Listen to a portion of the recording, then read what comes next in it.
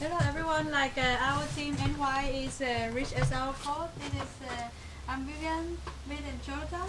We will present about project today. Is The name of project is Normal Ways. Uh, First, I want to talk a little bit our agenda. That's first, I will talk about a concept and idea.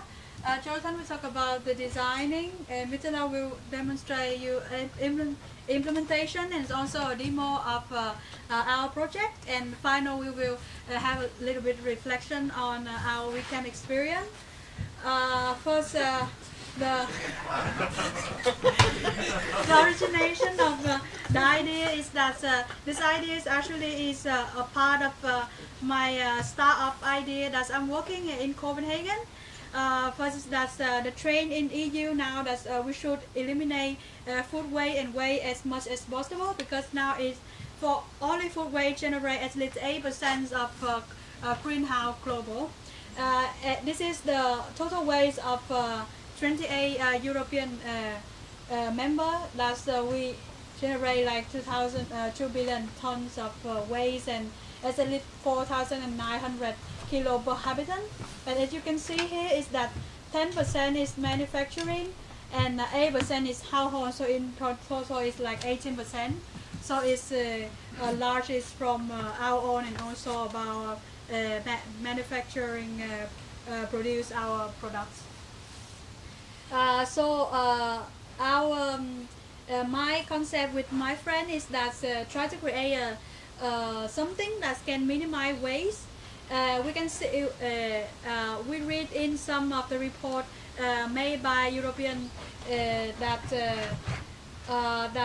we have three things we need to reduce the minimize waste, that from producer, the consumption, and also the one that connect the consumption that make it available, like retailer, like grocery shop, or like restaurant or something. So we see that retailer are playing a role in preventing waste. So because they make the product available for a consumption, but the whole set is depending too much on supply chain management. So if most of it now is implemented mostly by a bigger change of supermarket, because they have ready investment in IT infrastructure. So it's create a large barrier for small and medium shop. The reason why we decide to have a concept, a product that can be used for small and medium business in Copenhagen.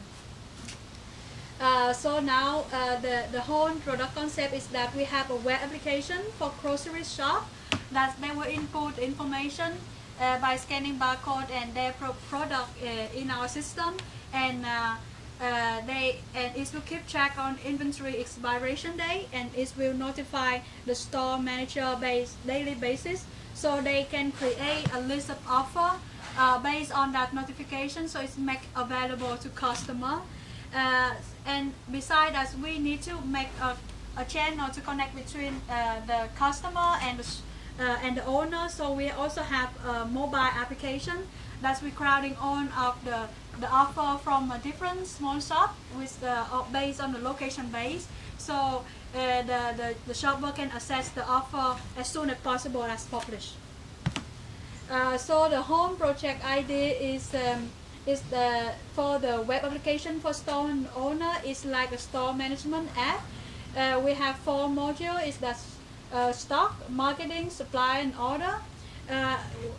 To make the stock input of the stock, they first need to create a supplier, and then when there is an order, they create an order, and when the order is received, they will check the quantity and everything, and then and this information will put in stock. And the stock will based on expiration date, and the category is defined rule by the store manager, and it will generate a list of near expiration date based on the category rules on daily basis, and generate a list of offer for and the manager can create a list of offer for customer.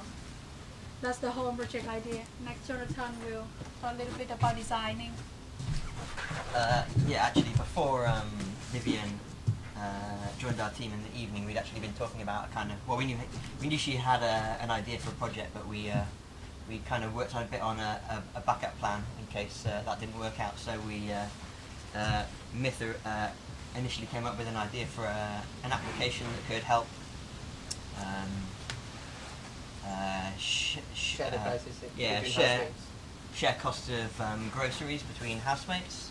So people put in what they've bought, and then people can see how much they owe, that kind of stuff. So we spent a bit of time on that, sort of working out what some of the features could be and which were some of the important ones.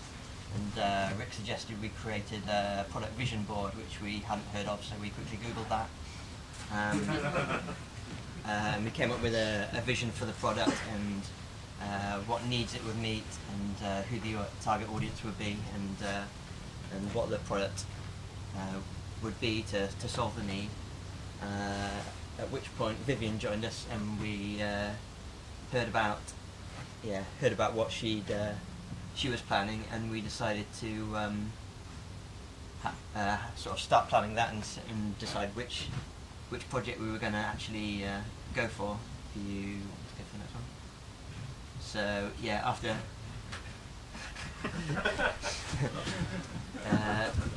after seeing this, yeah, we could obviously see that it's a pretty ambitious project. It's got a lot of stuff around being able to place orders with suppliers, getting the order in stock. Well, yeah, you receive the order and maybe scanning them in to the application. So yeah, so the application knows what inventory you've actually got, and then the whole bit about working out which things are expiring based on the product category. If it's like a frozen or meat or something like that, it would expire at a different rate. I think Vivian sort of suggested that the best bit would be to focus on this kind of area, just actually having the stock in the system and being able to work out which is going to expire first, and that would be just getting a list of things that are expiring would be a pretty useful kind of MVP. So if you want to, so we thought about what the different features could be. We thought about you need to be able to input the inventory. Potentially you could automate that somehow by scanning stuff, but that was probably more on a wish list. And then you need to be able to list the inventory that's going to be expiring, and then you also want to be able to let the store manager be able to create some offers, or you could potentially also automatically generate the offers. And then you need to be able to update the inventory after sales, and potentially also integrate that with a point of sale system to do that automatically, and then also list out which are the current offers, so you can let the customers know what's on offer at the moment, and potentially make it location specific. So a person will be able to automatically get all the offers in their current location by nearby shops. So from there we thought we could probably do a product vision board as we'd already done that, and we came up with, we want to be able to make it easy for small and medium businesses, grocery stores, to minimise their waste, and the target audience is the owners of those stores and also the local shoppers. And the need we'd be addressing is that it's difficult to prevent waste currently, and so the idea is an app that helps to sell inventory that's close to expiration by making it easy for shoppers to see what's on offer. And kind of a unique selling point could be that it's available, as it's a web app, it's available remotely, so maybe the store manager doesn't even need to be in the store to do that. And from there we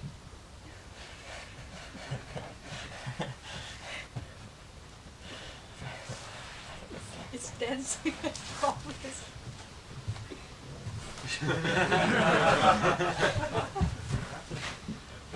From there we took the features we talked about earlier, and we decided to put those into the must-have, should-have, could-have, won't-have kind of thing. We came up with the most important things were inputting the inventory, updating the inventory after sale, and then listing which items are ready to expire, and there was some discussion about whether or not it was important to be able to list out the current offers and create offers in the system at the moment, but those eventually snuck into the must-have column. And then we thought sort of logging in at the moment and registration were less important, and we decided we weren't going to automatically integrate with point-of-sale systems at the moment, obviously, probably. And from there from there we decided to do a bit of event storming, so decide what kind of events are going to be happening in the system. So we kind of came up with a flow that looks a bit less linear on an A3 piece of paper than it did on our big whiteboard, but we figured that a store would have registered for the service, and then a store manager would have logged in, then they would have added a product to the system, and then they would have added a new batch of inventory to that product, and then they would have been notified that it might be expiring soon, so they might have created an offer on that batch of inventory, and then the shopper could be notified that that was happening. And then there was also a kind of another branch where actually the product didn't expire, but it was sold, or it actually fully expired, so you couldn't sell it anymore, in which case don't put it on offer. And also in here we kind of noticed a few kind of core concepts. So there was a store and a store manager, and a product and a batch, inventory, expiration, and an offer. So we thought those were some of the most important concepts in the system. If you want to head to the next one, and we started thinking about what those things actually were, and kind of what their relationships were. And what we kind of ended up doing was, it seems to be more like a database schema, although not necessarily the aim.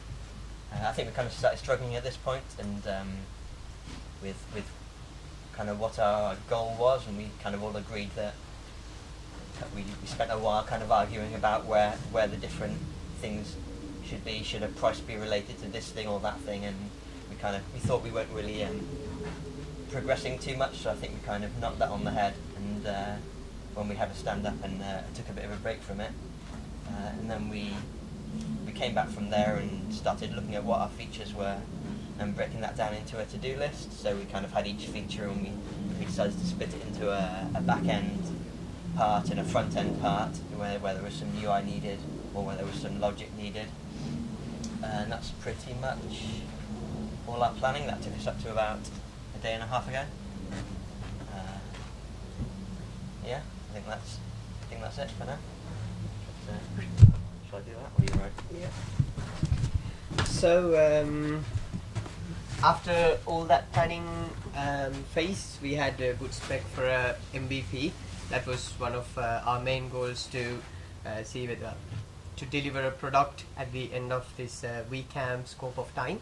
So we came up with the MVP and the essentials and translated to to-do list, like Jonathan mentioned. And then we came to the implementation phase. I should have mentioned Vivian already had, because it was a startup idea, Vivian already had a front end which is kind of doing this functionality already. But what she was lacking was, she was using a Firebase backend to source her front end. But her challenge was, when it goes in production, she couldn't use Firebase, so she wanted a solution for that. So we came up with the idea that we will build a backend using PHP, and then use WebSockets or something like that to keep it live, and and use an Angular front end. Maybe build a new Angular front end, or use the same front end that she had. And then we eventually came to the implementation phase, and Vivian had only a little PHP experience, and Jonathan was kind of interested in learning Angular as well. I kind of have Angular experience, so we had a collective learning mission there. but then Vivian suggested, because she had only a very little PHP experience, she suggested that could we do the front end using PHP as well, as in using a framework like Laravel, which will help with the template engines and everything. So yeah, we ended up building our entire application in Laravel. So I will quickly give a demo to what we did. Sorry? Oh yeah, right. Cheers. So this is our demo application, and this is where a manager would sign in, and the sign-in username is pirate, and guess what the password is?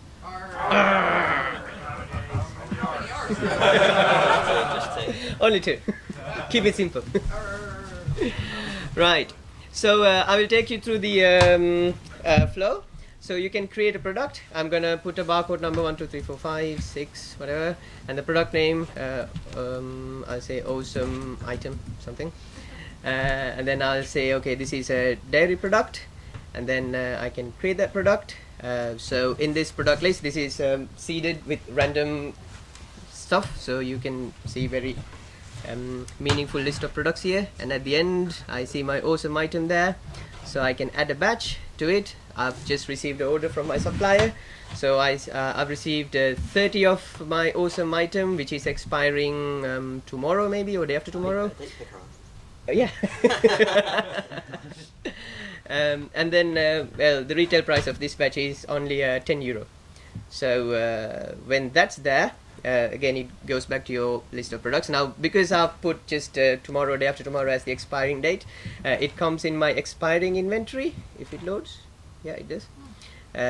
So where is it now? Yeah, awesome item, there you go. So I've got 30 in stock, which is expiring day after tomorrow. So I'm gonna create an offer, I'm gonna give it a 40% discount, and then save that offer. Now similar to this store, which is Pirate Captain is the person, the manager from Caribbean Choice Shop.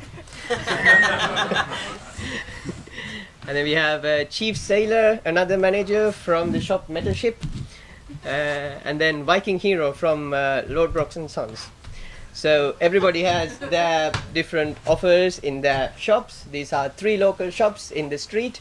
So if I am the shopper and I want to know what the offers are, I have this little app in my phone which will list oh, that's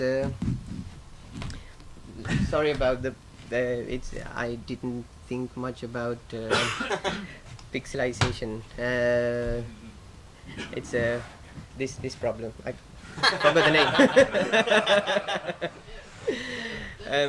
Responsive problem. So you can order the offers by stock name and order the offers by expiry date, and my awesome item somewhere here you can see that is now available for €6 where it was €10 before, and it's 40% off. So that's basically it. I can quickly demo you something else as well. Say like if my awesome item is sold out, so I am going to put deduct inventory 30 because it is sold out today. Now if I refresh my offers list here, you should not be able to see it anymore, and it is not there anymore. It's gone. So that's basically the quick demo of what our application is.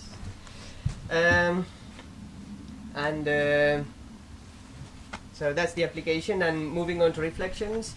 I personally came to WeCamp expecting an experience of working with people, meeting other developers, getting a hang of what's going out there, what's new out there, and hoping to learn together. And I think I've had a great week achieving that.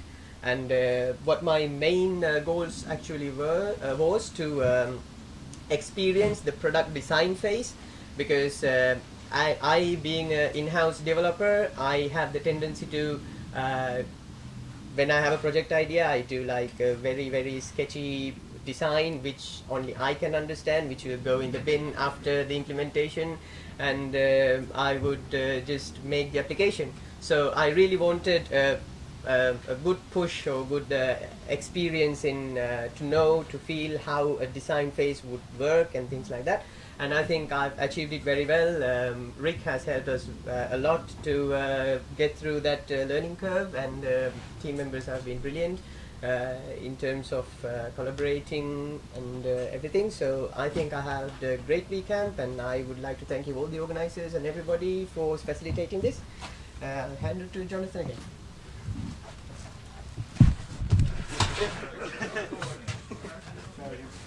Yeah, my aim was probably to just work with other developers really, because I'm sort of mainly the only developer at my work, so I just wanted to kind of, just working together really, particularly on the design stuff, because I think that's not really something I've done much before. I've sort of done a workshop on event storming, but I've not actually ever used it in real life, so it was cool to do that stuff, and some of the other techniques that Rick showed us, like the product vision, that kind of stuff, was cool to do. I think it felt to me like we were spending like loads of time on the design, and that we weren't really going to have any time to actually do anything, and I was pretty concerned that we were just going to end up with like nothing at the end. But it seemed like once we'd done all that design, that actually we got through the implementation really quickly. So that was quite cool, and they even added some features that I hadn't even seen before there. We had so much time. So, actually, I have many goals before to go to the game. It's so that I never really go into a programming camp. And the second is that I want to learn more about backend, because now in school I just mainly learn about front end. The next thing is that I want to experience the real development process, because now everything I learn is just the theory and in school stuff, and the project is actually just not real, it's just on paper. And mostly most of the process that we're faking it, we report to the teacher, but we don't really do it, so it doesn't make sense at all. So that's the thing, but I think that I achieved more of it. Firstly, I think that the team is very helpful with guide me through BHB and learn more about us, and make me feel confident to maybe use backend BHB in the future, because now most of my school support is we already have ready like BHB and MySQL and server ready, so we just need to apply that into any kind of project that I want. The second is that I think that I learned a lot from that's how different between the real software development process with what I learned in the school and the theory stuff, and I perceive how important of like designing and planning in software development as well. I want to thank all of the crews, and also Stephen, and and because of diversity scholarship that's bring me here. So I thank you everyone for that. So bring me one of the good experience during my it's the first programming camp.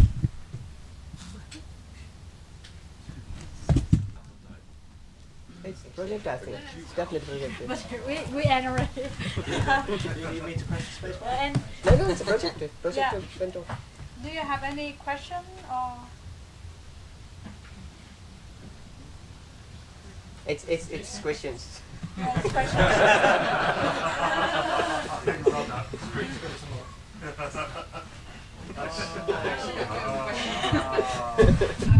Do you plan to further continue developing the application? Yeah, sure. I just now one of my partner in the staff have back to Copenhagen, and I also tell him that we develop a prototype here, and he contact with the startup programming school that if we can submit the prototype, they may grant us at least 50,000 kron at the beginning for the startup if they see that's potential of it. So we will continue to develop further, and our plan to submit is at the end of September. Yeah.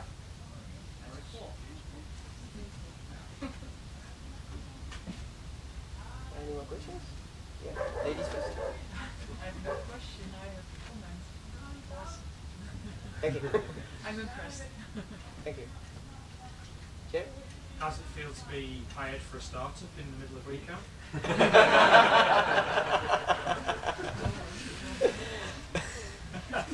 No pressure. No answer required.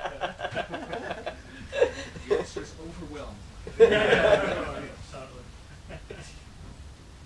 It's a very difficult one to answer. Rick knows why, I think.